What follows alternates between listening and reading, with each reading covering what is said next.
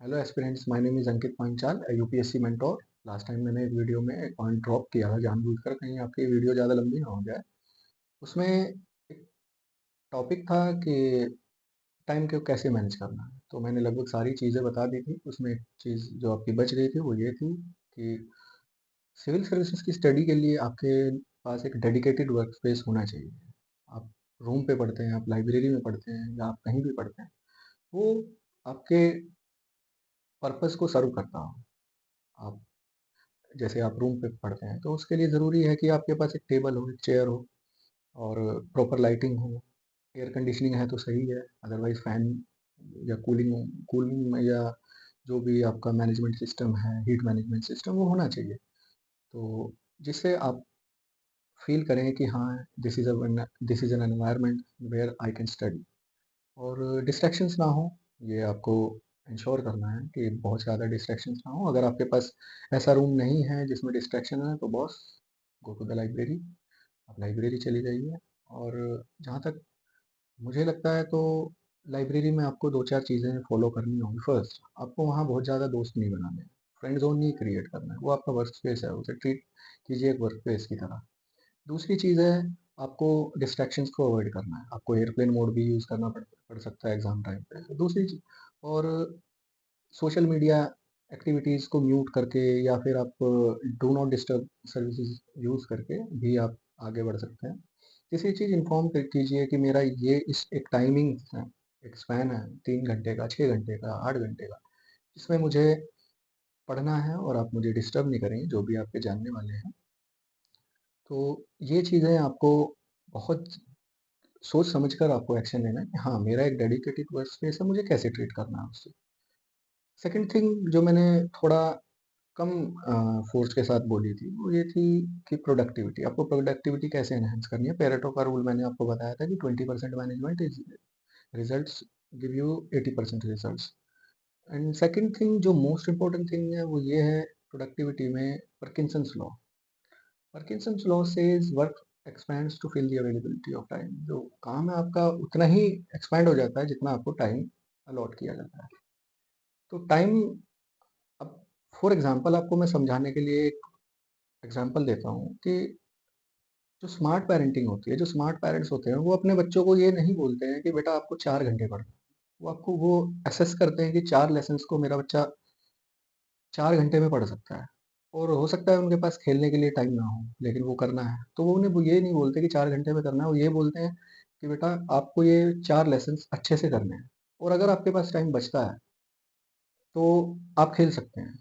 तो बच्चा अब उस चीज़ को ये सोच के कि मुझे कुछ रिवॉर्ड मिलेगा, हो सकता है मैं 1 घंटा या आधा घंटा सेव करके खेल भी सकता हूँ, मेरा माइंड रिफ्रेश हो सकता है, तो वो हो सकता है साढ़े 3 घंटे, 3 घंटे तक भी उस काम को कंप्लीट कर सकता है। उससे बच्चे में एफिशिएंसी आती है, प्रोडक्टिविटी आती है, फोकस हो जाता है स्टूडेंट, और एक मैनेजिंग पावर आ जाती है टाइम को कैसे मैनेज करना है। तो ये पार्किंसंस लॉ है जो फिट बैठता है एकेडमिकली, प्रोफेशनली। जब आप कल को एक एडमिनिस्ट्रेटर बनते हैं तो आपको एफिशिएंटली टाइम मैनेज करने की एक हैबिट होती है कि मैं किस तरीके से, या डुप्लीकेसी ऑफ वर्क, आप एक टाइम पे 2 काम कर सकते हैं। कुछ प्रोडक्टिव काम ऐसे, नॉन प्रोडक्टिव काम ऐसे होते हैं जिसमें आप बहुत सारी अदर एक्टिविटीज़ को, जैसे आपको गाना सुनना पसंद है तो आप, हो सकता है जब आप रूम क्लीन कर रहे हैं या कुछ ऐसी चाय बना रहे हैं, कुछ भी अपने लिए कर रहे हैं, तो आप गाने सुन सकते हैं। ऐसा नहीं है कि आप चाय बना रहे हैं तो चाय बना रहे हैं, गाने तो multiple activities at the same time you can go for. And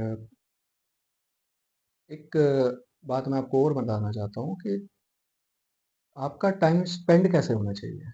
time, Parkinson's law ये भी बताता है कि आप टाइम को किस तरीके से हैंडल करते हैं या आप कैसे फ़ील करते हैं कि how your time is going. वो उसमें 3 चीज़ें मेन होती है। Either you are spending time, या तो आप टाइम स्पेंड कर रहे हैं, either you are wasting time, या आप टाइम वेस्ट कर रहे हैं, और यू आर अर्निंग टाइम। अब थर्ड पॉइंट, ये मेरे हिसाब से लगता है कि आपको time waste, you can know better कि आप टाइम वेस्ट कब कहाँ करते हैं। सेकंड चीज़ कि आप टाइम स्पेंड कर रहे हैं, तो हो सकता है प्रोडक्टिव चीज़ें भी होती हैं, कभी-कभी नॉन प्रोडक्टिव चीज़ें होती हैं जिसे हम मेंटल रिफ्रेशिंग कहते हैं कि हाँ, इससे हमें रिफ्रेशमेंट मिलती है। वो भी टाइम स्पेंड ही होता है। टाइम अर्न वही होता है जब आप अपनी एफिशिएंसी को चेक करते हैं, अपनी प्रोग्रेस को चेक करते हैं। आप देखते हैं कि मैंने कित कितने टाइम में कितना काम किया और कितना मेरा रिजल्ट है, मैंने कितनी कोई लेसन किया है, उसके साथ मॉक टेस्ट लगाया है। तो उसमें आप अपनी प्रोग्रेस को ग्रेजुअली असेस करते-करते टाइम अर्न करना सीख जाते हैं कि कोई ची काम मैं 3 घंटे के बजाय 2 घंटे करके 1 घंटा मॉक टेस्ट लगा के उस चीज़ उसमें बेटर रिज़ल्ट गेन कर सकता हूँ। तो ये टाइम अर्न करने की होती है, ये टेक्नीक होती है टाइम अर्न करने की, जो स्मार्ट पेरेंट्स अपने बच्चे से भी कराते हैं। तो आपको टाइम अर्न करना सीखना है। और टाइम अर्न करने के लिए 2-3 चीज़ें और इम्पोर्टेंट हैं कि you have to take breaks. आपको लॉजिकल ब्रेक्स लेने हैं, आपको एक स्पैन में 3 घंटे से ज़्यादा नहीं पढ़ना है। आपको अपनी मेंटल और फिजिकल हेल्थ का बहुत ज़्यादा ध्यान रखना है। मेंटल हेल्थ आपको ब्रेक्स हैं, तो आप ऐसे एक्टिविटीज़ कीजिए जिसमें आपको हँसी आए, जिसमें आप फ़ील करें कि हाँ, you are feeling good.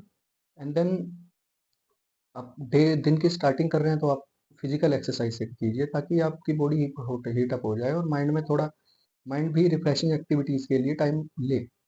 And last point जो मैं आपसे आपको कन्वे करना चाहता हूँ ये है कि बॉस, आप जिस भी काम को करने में लगे हैं, फुल अपना 100% आज देते जाइए। हो सकता है कि कल ये आपका 100% 90% आपको लगे कि शायद मैं कल 90% पे था, आज ये मेरा 100% and you will never reach your 100% but you will reach your goal. Thank you.